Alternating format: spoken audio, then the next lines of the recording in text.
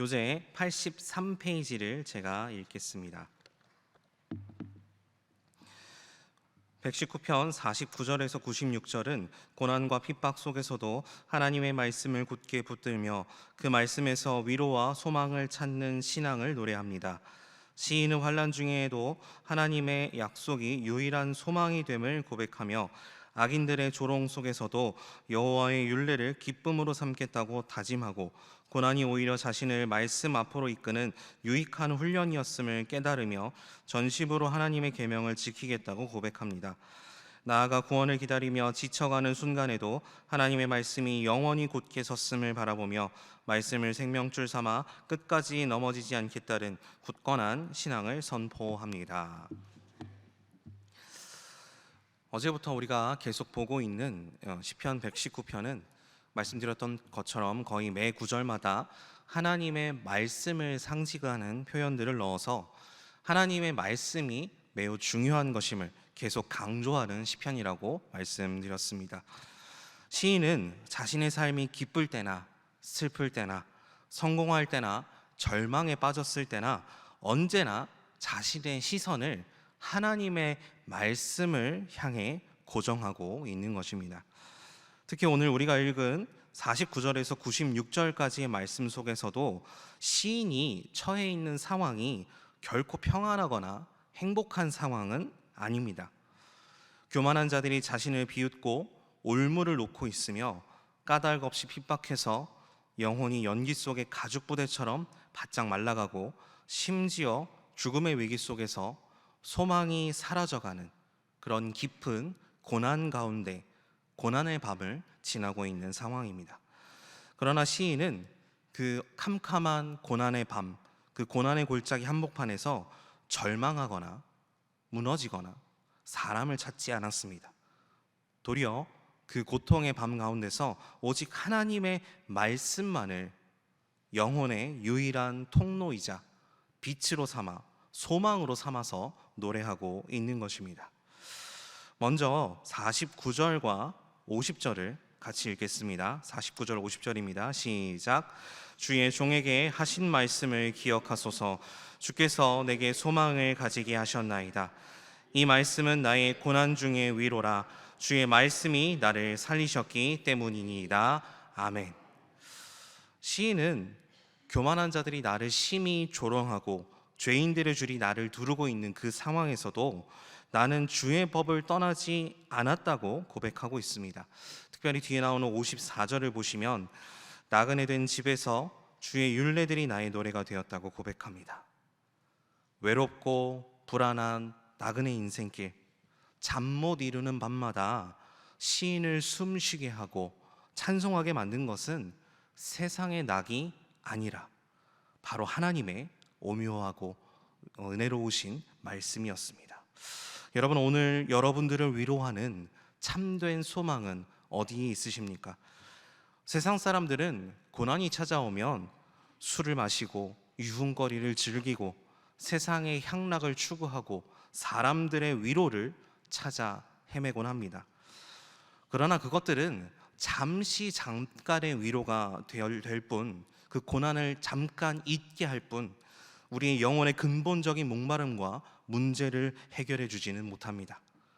인생의 나그네길에서 나를 진짜 살리는 것은 오직 나를 위해 기록된, 나를 위해 말씀하신 하나님의 신실하신 약속뿐임을 믿습니다. 62절을 보시면 시인은 이렇게 말합니다. 내가 주의 의로운 규례들로 말미암아 밤중에 일어나 주께 감사하리이다. 여러분, 이 밤은 물리적인 시간으로 밤을 의미하기도 하지만 동시에 인생의 아주 어두운 시기를 밤이라고 묘사하기도 합니다. 시인은 아무리 어두운 밤일지라도 빛 되신 하나님의 말씀이 어둠을 몰아내시기에 그 말씀이 있다면 밤일지라도 감사할 수 있음을 고백하고 있는 것입니다. 여러분, 우리도 고난의 밤을 지날 때 불평의 소리를 멈추고 주님의 말씀, 주님의 약속을 읊조리며 찬양하시기를 간절히 소원합니다. 말씀이 선포되는 그곳에 내 영혼이 가장 아름다운, 가장 그리고 안전한 처소가 될 줄로 믿습니다. 여기서 첫 번째 기도 제목을 드립니다. 어두움 가운데서 주님의 말씀만이 빛이요 소망임을 믿게 하소서.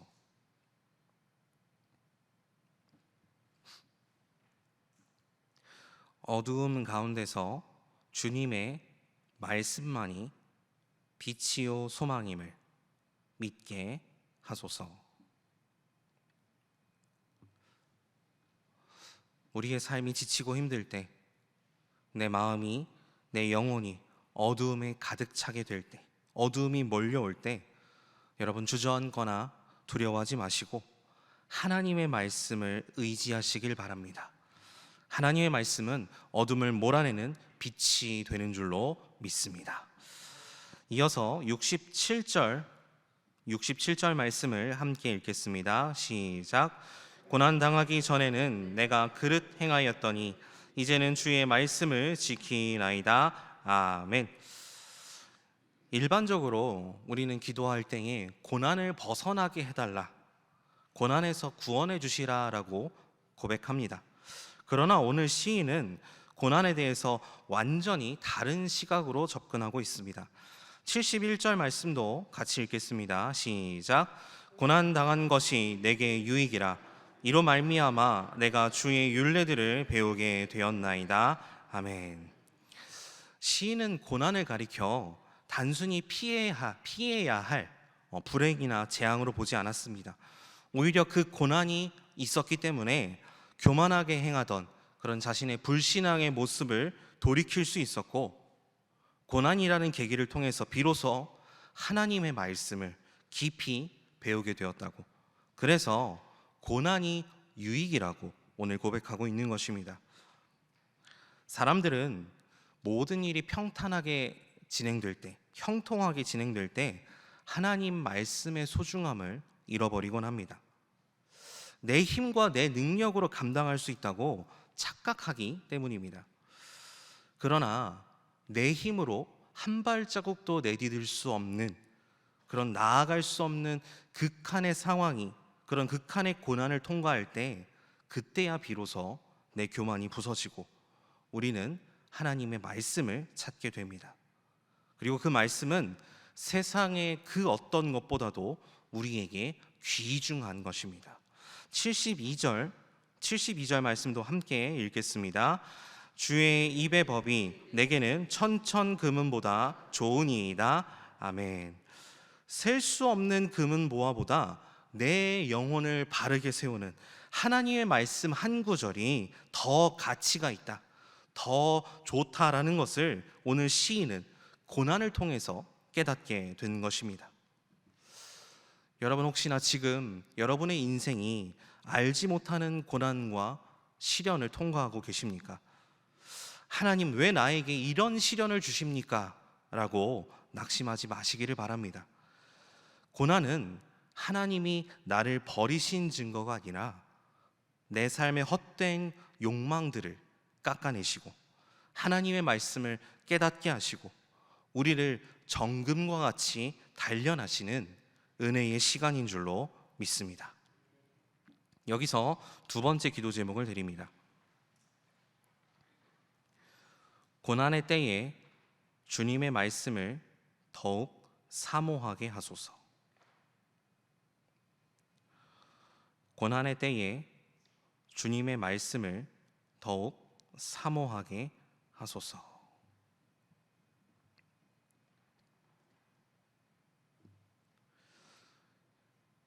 여러분의 인생이 고난을 지나실 때마다, 고난 가운데 있으실 때마다 하나님의 말씀을 붙드시길 간절히 바랍니다.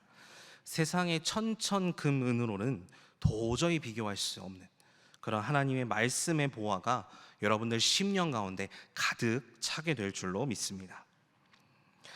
81절부터 96절까지 시인은 극심한 고난 속에서도 피난처가 되시는 하나님의 말씀의 영원함과 완전함을 노래하고 있습니다. 81절 부분을 보시면 시인은 고난이 너무 길어서 영혼이 피곤하다고 말합니다. 83절 부분도 보시면 연기 속의 가죽 부대라고 얘기하는데요. 이것을 풀어서 설명하면 이 가죽 부대, 물이 담겨져 있는 가죽 부대가 이 물이 다 비워지고 이 뜨거운 불 위에 연기 위에 올려두면 여러분 가죽이 쪼그라듭니다. 가죽은 줄어들게 되어 있죠. 그런 쪼그라드는 가죽 부대처럼 내 영혼과 육신이 바짝 말라버리고 있다라고 호소하고 있는 것입니다. 그리고 85절을 보시면 악인들이 나를 해하려고 웅덩이를 팠고 87절에도 그 악한 이들이 나를 거의 멸망시켰다라고 말하고 있습니다. 시인이 겪고 있는 이 고난이 얼마나 큰지 시인은 계속해서 자신의 처지를, 자신의 고난을 토로하고 있는 것입니다. 그러나 인간의 모든 소망이 끊어지고 육체적 한계에 다다른 그 순간에도 시인은 땅의 한계를 넘어서 하늘의 영원한 말씀을 바라봅니다. 89절에서 91절까지 말씀을 제가 읽겠습니다. 여호와여, 주의 말씀은 영원히 하늘에 굳게 섰사오며 주의 성실하심은 대대에 이르나이다. 주께서 땅을 세우셨으므로 땅이 항상 있사오니 천지가 주의 규례들대로 오늘까지 있음은 만물이 주의 종이 된 까닭이니이다. 아멘. 세상의 모든 아름다움, 세상의 모든 권력, 아무리 완전해 보이는 그런 인간의 제도들과 금은보화, 보물들이라 할지라도 결국 시간이 지나면 한계에 다다르고 끝이 나게 되어 있습니다. 그러나 온 우주 만물을 창조하시고 붙드시는 하나님의 말씀은 영원히 하늘 위에 서서 결코 무너지지 않는 줄로 믿습니다. 시인은 세상 만물이 다 변하고 끝이 난다고 할지라도 영원하신 주의 말씀이 나를 살리고 소망을 주시기에 이렇게 고백하고 있습니다. 93절 말씀을 함께 읽겠습니다. 시작. 내가 주의 법도들을 영원히 잊지 아니하오니 주께서 이것들 때문에 나를 살게 하심이니이다. 아멘. 여러분, 우리가 살고 있는 세상의 그 어떤 것도 영원한 것은 없습니다. 우리가 의지하던 건강도, 물질도, 사람들 간의 관계도 언젠가는 한계를 맞이하고 끝이 나게 되어 있습니다. 그러나 영원히 변하지 않는 단 한 가지가 있으니 그것이 바로 하나님의 말씀입니다. 이사야 40장 7절에는 이렇게 기록되어 있습니다. 풀은 마르고 꽃은 시드나 우리 하나님의 말씀은 영원히 서리라 하라. 세상에 썩어질 것들을 의지하지 마시고 영원히 변하지 않는 하나님의 말씀을 내 삶의 뿌리로 삼으실 수 있기를 간절히 소원합니다. 여기서 세 번째 기도 제목을 드립니다. 영원히 변하지 않는 하나님의 말씀을 의지하며 살게 하소서.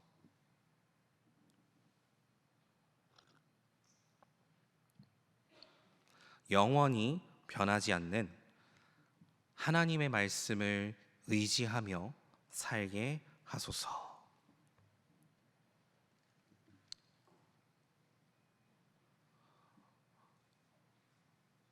혹시나 지금 여러분들의 삶이, 여러분들의 영혼이 연기 속의 가죽부대처럼 바짝 말라가고 계십니까? 이유 없는 오해 속에서, 핍박 속에서 재정적 어려움과 건강의 문제로 소망이 끊어진 것과 같은 그런 어두운 밤을 지나가고 계십니까? 눈을 들어 영원히 굳게 선 하나님의 말씀을 바라보실 수 있기를 간절히 소원합니다.